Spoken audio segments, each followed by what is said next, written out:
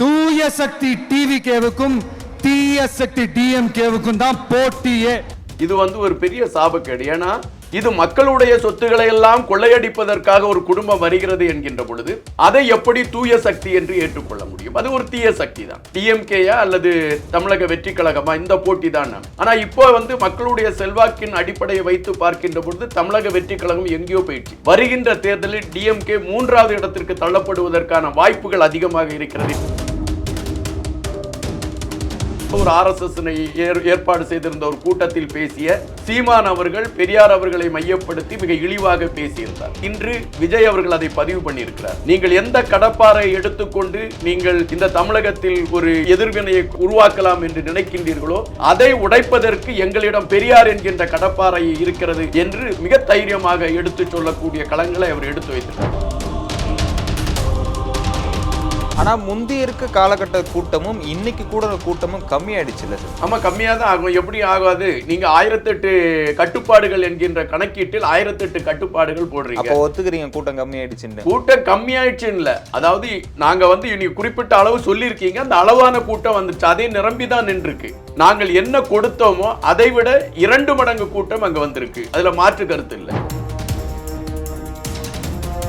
தற்பொழுது வந்த செய்திகள், திமுகவில் இருந்து கூட அமைச்சர்கள் பேசிக்கொண்டு இருக்கிறார்கள் என்கின்ற செய்தி இருக்கு. அதிமுகவில் இருந்து பேசிக்கொண்டு இருக்கிறார்கள் என்ற செய்தி இருக்கிறது. காங்கிரஸ் பேரியக்கத்தில் இருந்து பேசிக்கொண்டு இருக்கிறார்கள் என்ற செய்தி இருக்கிறது. விடுதலை சிறுத்தைகள் கட்சியில் இருந்து கூட பேசிக்கொண்டு இருக்கிறார்கள் என்ற செய்திகள் எல்லாம் இருக்கிறது. தேர்தல் களம் நெருங்க விஜய் அவர்களை நோக்கி ஒரு தமிழகத்தின் பெரும்பாலான கட்சிகளில் இருந்து பெரும்பாலானவர்கள் நகரக்கூடிய ஒரு களம் அமையும்.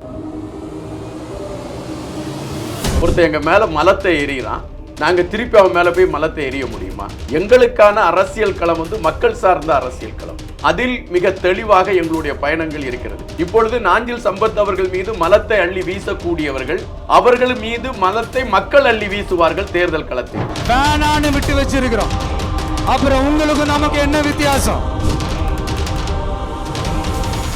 நேர்களுக்கு வணக்கம். இன்று நம்மோட நேர்காணலுக்காக தாவைக்காவில் இருந்து இன்பா அவர்கள் இணைந்திருக்காங்க. வணக்கம் சார். வணக்கம். எப்படி இருக்கீங்க? நல்லா இருக்கு. செங்கோட்டையன் அவர்கள் இணைந்ததுக்கு அப்புறமா ஈரோட்டில் பொதுக்கூட்டணி நடந்திருக்கு. விஜய் அவர்களும் பேசியிருக்காரு. ஸ்டார்டிங் செங்கோட்டையன் அவர்கள் பேசினதுல இருந்தே புஷி ஆனந்தர் அவர்கள் பேசுற வரைக்குமே இது ஒரு பட ப்ரொமோஷன் மாதிரி விஜய் அவர்களை ப்ரொமோட் பண்ணியே பேசிட்டு இருக்காங்க. அவங்க கொள்கை எதுவோ, கொள்கை ரீதியாகவோ எதுவுமே யாருமே கட்சியில் இருக்க நிர்வாகிகள் பேசல. இதை குறித்தே குற்றச்சாட்டுகள் நிறைய வந்துட்டு இருக்கு. இது எப்படி பாக்குறீங்க? குற்றச்சாட்டுகள்னு சொல்ல முடியாது. இது எப்படின்னா, ஒவ்வொரு கட்சிக்கும் ஒரு பாணி இருக்குது. இப்போது பழைய காலத்தில் பார்த்தீங்கன்னா காமராஜ் அந்த காலகட்டத்தில், காங்கிரஸ் பேரியக்கம் தொடக்க காலகட்டத்தில் அவங்க மேடைகளில் பேச அந்த கருத்துக்கள் வேறு மாதிரி தான் இருக்கும். அதாவது வட சொற்கள்லாம் நிறைய இணைத்து பேசிகிட்டு இருந்தாங்க. அதுக்கு பிறகு திராவிட முன்னேற்ற கழகம் வரும் பொழுது அவங்க தமிழில் அடுக்குமொழிகள், அதுக்கான தோரணைகளோடு அவங்க பேச ஆரம்பித்தாங்க. அது இளைஞர்களை கவர ஆரம்பிச்சிச்சு. அவங்களுக்கான ஒரு களம் உருவாக ஆரம்பிச்சு. தற்பொழுது உள்ள சூழலில் நம்ம சமூக வலைதளங்களை ரொம்ப பயன்படுத்திகிட்டு இருக்கக்கூடிய காலகட்டம். இந்த காலகட்டத்தில் எதுவுமே நம்ம ஷார்ட்டாக ஸ்வீட்டாக சொல்லணும். அதுதான் இப்போ உள்ள களம். இதில் போயிட்டு நான் பழைய காலத்தில் பேசுகிற மாதிரி நான் அடுக்குமொழியில் பேசுவேன், அல்ல அந்த தோரணையில் பேசுவேன், இந்த தோரணையில் பேசுவேன்னா மக்கள் அதை கேட்பதற்கான ஒரு களம் இல்லை சார். இப்போது எந்த கட்சி பொதுக்கூட்டம் நடத்தினாலும் சரி, கொள்கை எப்படின்னு சொல்லிட்டு தான் பேசுவாங்க. அந்த ரீதியாக தான் போவாங்களே எந்த தலைவர்கள் பேசினாலுமே. ஆனால் இது தமிழக வெற்றி கழகத்தில் விஜய் குறித்து மட்டுமே எல்லாரும் பேசுகிறாங்கல்ல? இல்லை, தமிழக வெற்றி கழகத்தில் கொள்கையை பற்றி மிக தெளிவாகவே மக்கள் மன்றத்தில் எடுத்து வச்சிட்டோம். சும்மா அந்த கொள்கைகளை பேசிகிட்டு இருக்க முடியாது. அதாவது சமூக நீதி, மத சார்பின்மை, எல்லாருக்கும் வேலை கிடைப்பதற்கான களம், இவைகளை மையப்படுத்திய செய்திகளை நாங்கள் ஆல்ரெடி எடுத்து வச்சிட்டோம். ஒவ்வொரு மேடைகளிலும் அதையே பேசிகிட்டு இருக்க முடியாது. அந்த மாவட்டத்தை சார்ந்த களங்கள் என்ன, அந்த மக்களுக்கு பாதிப்பு என்ன, இது சார்ந்த விஷயங்களை நாங்கள் எடுத்து வைக்கிறோம். அப்புறம் எதுக்கு திமுக மட்டும் திரும்ப திரும்ப எதிர்த்துக்கிட்டே இருக்கீங்க? திமுக இதுல தவறான புரிதல். அது திமுகவையே எதிர்த்துக்கிட்டு இருக்கோம்னா, திமுக ஆளும் கட்சி அப்படிங்கிறத விட அதுல நிறைய குற்றச்சாட்டுகள் திமுக மேல இருக்கு. இந்த 4.5 வருஷத்தை மட்டுமே நீங்க எடுத்துக்கோங்க. இந்த 4.5 வருஷத்துல திமுக சொல்லிய எந்தெந்த செய்திகளை அவங்க நிறைவேற்றியிருக்காங்க, அவங்க தீர்மானம்ட்டு கொடுத்ததில் எந்தெந்த தீர்மானங்களை அவங்க நிறைவேற்றியிருக்காங்கன்னு பார்த்தீங்கன்னா பெரும் கேள்வி கணைகள். இதுவரை அது இல்லை. அப்போ மக்கள் சார்ந்த கருத்துக்களை பதிவிடுகின்ற பொழுது இந்த திமுகவை எதிர்த்து தான் பேச முடியும். இவங்க செய்யலை அப்படிங்கிறத தான் சொல்ல முடியும். இப்போது உதயநிதி ஸ்டாலினை போய் இளம் பெரியார்னு கூப்பிடுறாங்க.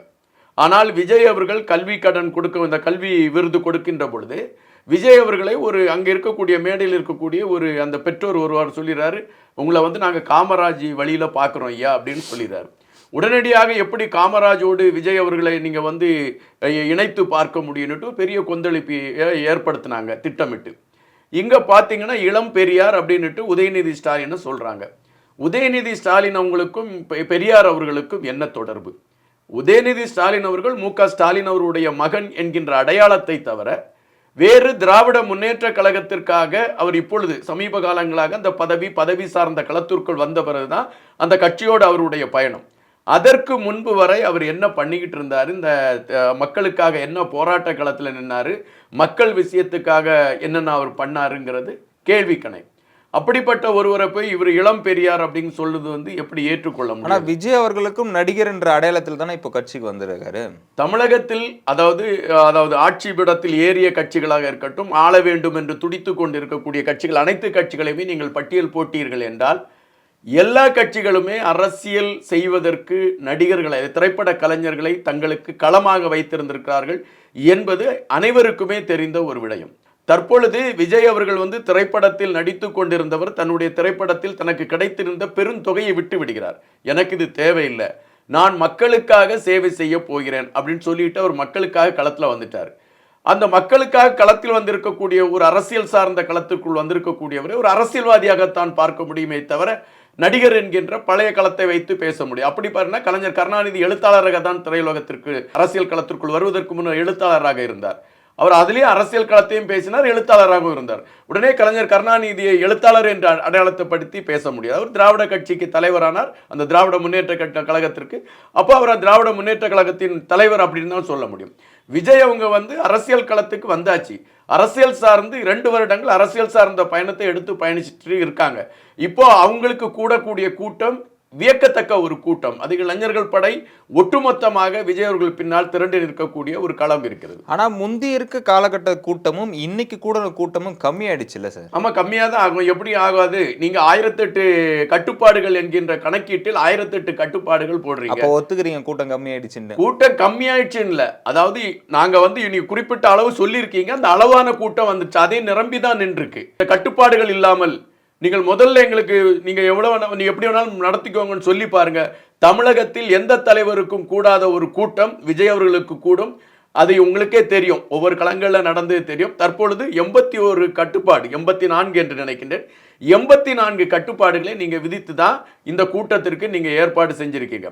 உங்களுடைய கட்டுப்பாடுகளை ஏற்றுக்கொண்டு தான் நாங்க எல்லாத்தையுமே நாங்க ஏற்பாடு பண்ணியிருக்கோம். எனவே இங்கே நிறைய கட்டுப்பாடுகள் எங்களுக்கும் கட்சியில் இருந்து, நீங்கள் இந்த இடத்துக்குள்ள இங்கே வரக்கூடாது, இந்த மாவட்டத்தை சார்ந்தவர்கள் மட்டும்தான் வரணும், அப்படிலாம் கட்டுப்பாடு போட்டு தான் இந்த கூட்டம் நடத்திருக்கு.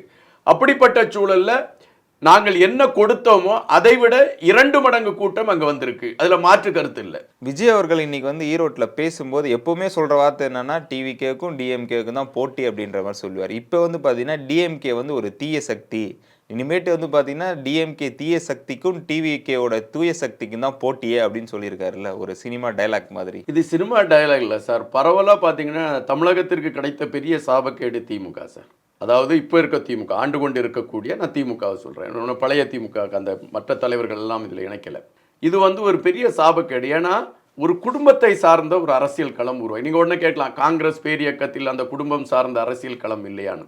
காங்கிரஸ் பேர் இயக்கத்தில் குடும்பம் சார்ந்த அரசியல் களத்திற்கு இருந்ததற்கு பின்னால் பல கதைகள் இருக்கிறது.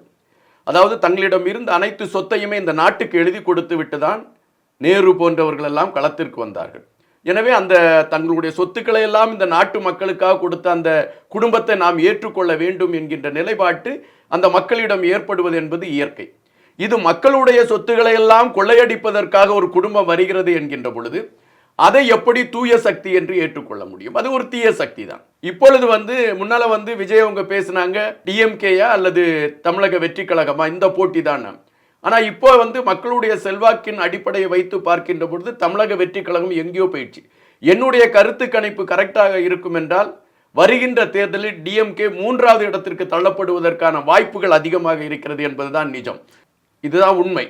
பொதுவாக கட்சியில் இருக்கவங்க எல்லாருமே என்ன சொன்னாங்கன்னா, திரும்பவும் தமிழக வெற்றி கழகத்தில் வந்து நிறைய பேர் இணையத்துக்கான வாய்ப்பு இருக்குன்னு சொல்லியிருந்தாங்க. இன்னைக்கும் விஜய் அவர்கள் வந்து பார்த்தீங்கன்னா செங்கோட்டையன் அவர்களை தொடர்ந்து நிறைய பேர் வந்து கட்சியில் இணைய போகிறாங்க அப்படின்னு சொல்லியிருக்காருல்ல, யார் யாரெல்லாம் வருவதற்கான வாய்ப்பு இருக்கு? அதாவது அதில் உண்மை இல்லாமல் அந்த கருத்தை எடுத்து வைக்க மாட்டாங்க சார். தற்பொழுது இந்த செய்திகள், அதாவது நமக்கு கிடைத்திருக்கக்கூடிய செய்திகளை பொறுத்த மட்டில் திமுகவில் இருந்து கூட அமைச்சர்கள் பேசிக்கொண்டு இருக்கிறார்கள் என்கின்ற செய்தி இருக்கு. அதிமுகவில் இருந்து பேசிக்கொண்டு இருக்கிறார்கள் என்ற செய்தி இருக்கிறது. காங்கிரஸ் பேரியக்கத்தில் இருந்து பேசிக்கொண்டு இருக்கிறார்கள் என்ற செய்தி இருக்கிறது. விடுதலை சிறுத்தைகள் கட்சியில் இருந்து கூட பேசிக்கொண்டு இருக்கிறார்கள் என்ற செய்திகள் எல்லாம் இருக்கிறது.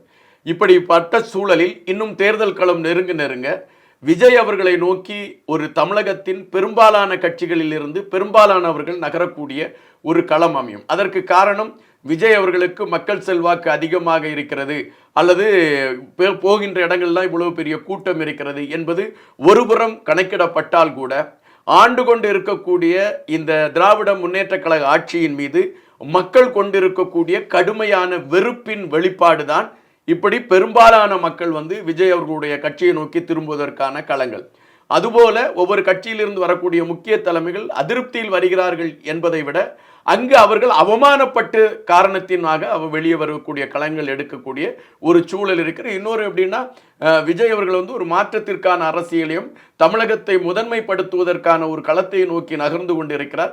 எனவே அவரோடு கைகோர்ப்பது என்பது தமிழகத்திற்கு ஒரு விடியலை கொண்டு வரக்கூடிய களத்திற்கு நாமும் உதவி புரிந்தது போல இருக்கும் என்று அவர்கள் திட்டமிட்டு அதற்கான ஒரு முயற்சிகளை எடுப்பதற்கான ஒரு களங்களை எடுத்துக்கொண்டு விஜய் அவர்களோடு கைகோர்ப்பதற்கு அவர்கள் கை நீட்டிக் கொண்டு இருக்கிறார்கள். மறைமுகமாக அதற்கான பேச்சுவார்த்தைகள் நடைபெற்று கொண்டு இருக்கிறது என்பதுதான் நம்பகரமான செய்திகள். நாஞ்சில் சம்பத் அவர்கள் ஒரு சில தினங்களுக்கு முன்னாடி பார்த்தீங்கன்னா தமிழக வெற்றி கழகத்தில் இணைந்தார் என்றது எல்லாருக்குமே தெரிஞ்ச ஒரு விஷயம்.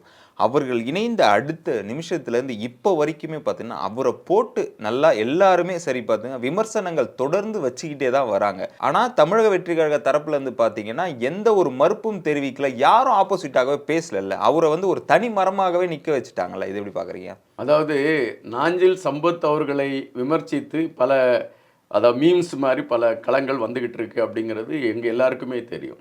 நாங்களும் அதற்கான எதிர்ப்பு களங்களை கொடுத்து எதிர்த்து பேசுகிறோன்னு வச்சுக்கோங்களேன். ஒருத்தர் எங்கள் மேலே மலத்தை எறிகிறான், நாங்கள் திருப்பி அவன் மேலே போய் மலத்தை எறிய முடியுமா? எங்களுக்கான அரசியல் களம் மக்கள் சார்ந்த அரசியல் களம். இதில் நான் அவமானப்படலாம், நீங்கள் அவமானப்படலாம், அவர் அவமானப்படலாம். ஆனால் மக்கள் அவமானப்பட்டு விடக்கூடாது என்பதுதான் எங்களுடைய பிரதான களமாக எடுத்துக்கொண்டு பயணிக்கிறோம். அதில் மிக தெளிவாக எங்களுடைய பயணங்கள் இருக்கிறது. இப்பொழுது நாஞ்சில் சம்பத் அவர்கள் மீது மலத்தை அள்ளி வீசக்கூடியவர்கள், அவர்கள் மீது மலத்தை மக்கள் அள்ளி வீசுவார்கள் தேர்தல் களத்தில். அதற்கான நேரம் காத்திருக்கின்றோம். அதற்கான நேரம் கண்டிப்பாக நடைபெறும். அதுபோல பெரியாரை மையப்படுத்தி இங்கு பல விஷயங்கள் பேசப்பட்டுகிட்டு இருக்கு. உங்களுக்கே தெரியும். தற்பொழுது ஒரு கூட்டத்தில் பேசுகின்ற, ஒரு RSS ஏற்பாடு செய்திருந்த ஒரு கூட்டத்தில் பேசிய சீமான் அவர்கள் பெரியார் அவர்களை மையப்படுத்தி மிக இழிவாக பேசியிருந்தார்.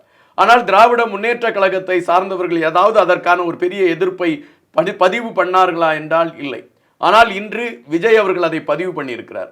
நீங்கள் எந்த கடப்பாரை எடுத்துக்கொண்டு நீங்கள் இந்த தமிழகத்தில் ஒரு எதிர்வினையை உருவாக்கலாம் என்று நினைக்கின்றீர்களோ அதை உடைப்பதற்கு எங்களிடம் பெரியார் என்கின்ற கடப்பாறை இருக்கிறது என்று மிக தைரியமாக எடுத்து சொல்லக்கூடிய களங்களை அவர் எடுத்து வைத்திருக்கார்.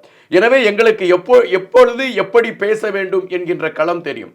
நாஞ்சில் சம்பத் அவர்களுக்கு இப்பொழுது வந்து கொண்டிருக்கக்கூடிய எதிர்ப்புக்கு சரியான பதிலை தமிழக வெற்றி கழகத்தில் இருக்கக்கூடிய ஒவ்வொரு தோழர்களும் பதிவு செய்வார்கள். அது காலம் அதற்கான ஒரு நேரத்தை அதை எடுத்துக்கொண்டிருக்கிறது என்பதுதான் நிஜம். தொடர்ந்து பேசுவோம் சார். எங்களோடு இணைந்து பல்வேறு தகவலை மிக்க நன்றி. நன்றி, வணக்கம்.